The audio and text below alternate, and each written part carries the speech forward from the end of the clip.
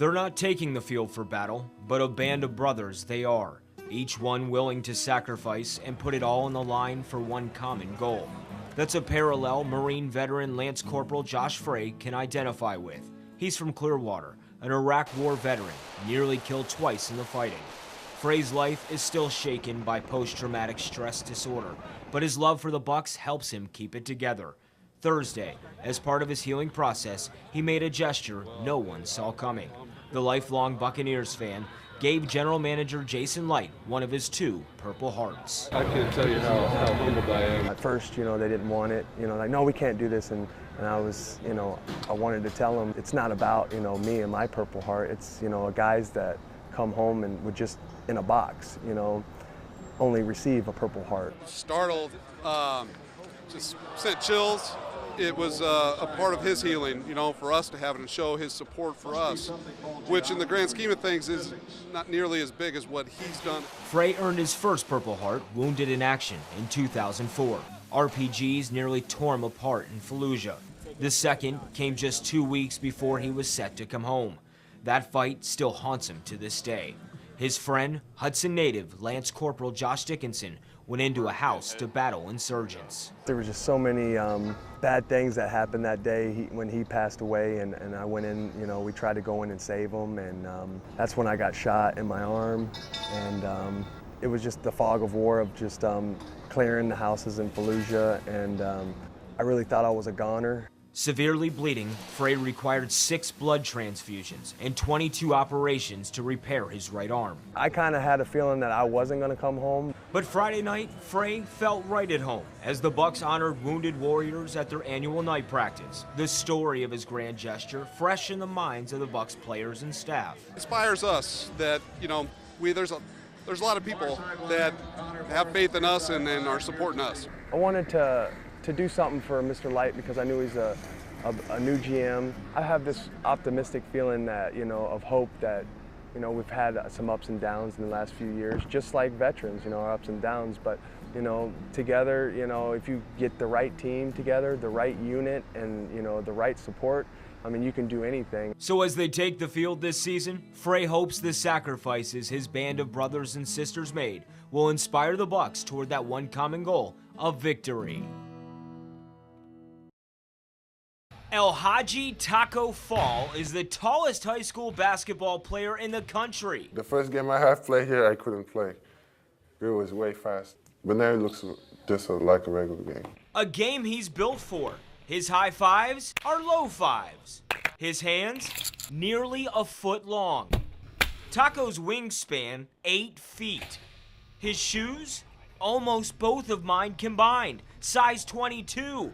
The same size as Shaquille O'Neal. And Taco is taller than anyone currently in the NBA, and he's still growing. We went to a doctor just to check in, and he said that I might add a couple more inches in a couple months. So he said that I might add like maybe 1 or 2 more inches. In the classroom, no desk is big enough, but that doesn't hold him back. First, I have a 4.0. I want to be a biochemist if basketball doesn't work out. Even if basketball work out, after I retire, hopefully I will have enough, money to make my own enterprise. At Liberty Christian Prep, Taco isn't what you would call a uniform student, head and shoulders above the rest. On the court, the sky's the limit. Off it, his intentions are a slam dunk. A lot of American kids think about having big cars, nice girls. I don't worry about that. I just want to take care of my mom and my brother. Have a stable environment. And basketball is a good way to do it. Reporting from Tavares, Chris Fischer, 10 Sports. Before they hit the ice, Lightning players have to get into game mode, even if they have to get out of their wheelchair first. You see, there are 2 Lightning teams skating at the Forum. There's these guys, and there's these guys and girls playing the game of sled hockey. And you have some of these players that love the sport, but because of a physical disability, they can't play, the way everyone else does. this gives them the opportunity to come out here and play hockey. There's goals and checking. And even a star player. Declan Farmer is the Lightning's equivalent of Steven Stamkos, except Farmer also plays for the U.S. national team, and his sled takes him all over the world. I'm going to Canada twice this year and South Korea this spring, so it's a sport. I mean, I would have probably never started without the Lightning. The program is solely funded by the Bolts, providing ice time and equipment. To play the sport of sled hockey, you need some essentials, including sticks. These two have an edge to them so they can pick into the ice. Always have to have a helmet for safety. You have to have a sled, of course. And when you're playing here at the Forum, gotta have your Lightning jersey. To them, we're disabled, but to us out here, we are not. We're just players. Whether it's on skates or a sled, when players get into game mode, it's all about one thing: love for the game. Reporting from Tampa, Chris Fischer, 10 News.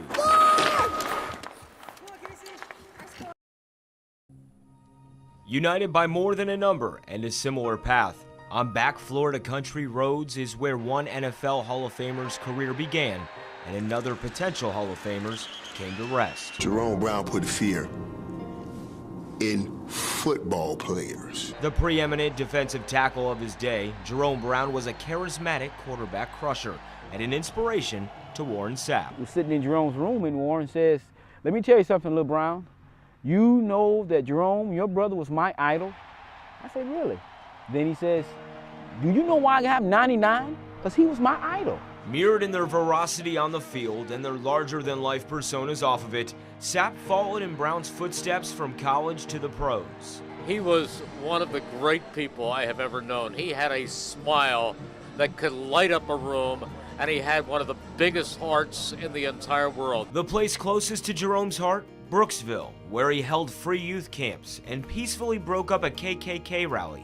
Now, 2 decades after his tragic death at the age of 27, a community center and scholarships bearing his name continue to inspire. Would do anything he could for him, for Brooksville, and we started the Jerome Brown Youth Foundation. We're keeping his name alive. We just want him to know about Jerome Brown and what he meant to this community. This evening, when they unveiled the number 99 next to Warren Sapp's name, it easily could have been another number. They put a number 99 up there. I think clearly, with respect to Warren and everything, there'll be a part of my heart that knows that's kind of Jerome Brown. Sapp followed a path laid out before him by Brown, and tonight, 2 friends will once again be reunited. A dark cloud hovers over youth sports. I just threw one pitch and then it started hurting. Woke up, couldn't move my arm. I went to get a checkup and I had a torn labrum. Kids pushing their bodies to be the best and make it to the top can wind up causing major injuries and career debilitating surgeries. The climate is such that it's getting your kid to go to college for free is a big deal, and having them be the stars is obviously what you want for your child. So that overuse, it perpetuates itself. Overexposure injuries in youth sports are on the rise. According to the Center for Disease Control, 1 in every 6 young athletes will require medical attention. One of the major reasons why? Overuse on the body. Outside pressures are a major contributor of all ages to this epidemic. Coaches' salaries are on the line, college affordability for parents, and for the elite athlete, pressure to make the jump to the professional ranks, leading to kids playing one sport 12 months out of the year for recreational, school, and travel teams. Travel ball seems to be the big thing.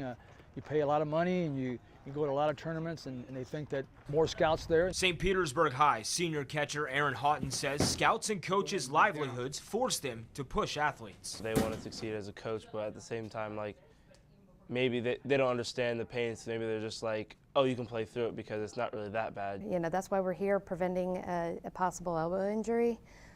We don't want it to get any worse. He's got a scholarship he needs to fulfill. It's not just baseball and it's not just boys. 3-time Olympic swimming gold medalist Brooke Bennett felt the pressures too. I was going twice a week, and then I pushed and pushed and pushed to go 4 times a week with the bigger kids. It was never a coach's decision or a parent's decision. It was always mine. The CDC contests half of all sports injuries in young athletes are preventable. Drew Warnick, director of sports medicine at All Children's Hospital, advises parents and athletes to think and train like a professional. 1, they're not playing on multiple teams.